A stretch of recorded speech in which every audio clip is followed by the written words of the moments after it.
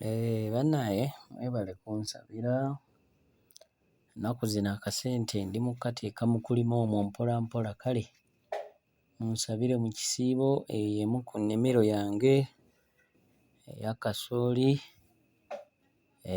ziri eka 2.5, ninawo n'awalala, kale munsabire bye nnima bikungulwe bulungi inshallah. Naawe ali eyo kasente tokoonoonera mu bintu bitaliimu makulu.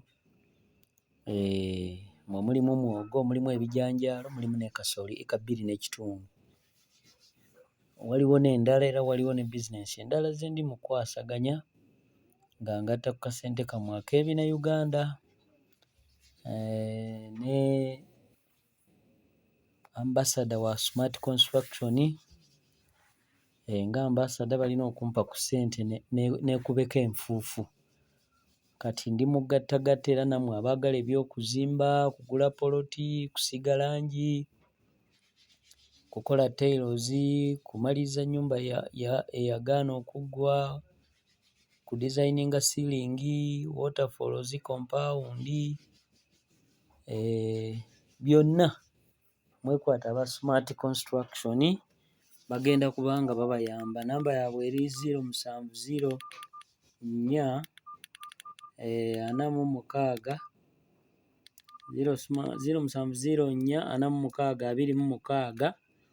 24. Be ba Smart Construction basiŋŋaanibwa awo ewandegeya ne Kanyanya ku gaazi, bakuyambe oleme kubbibwa.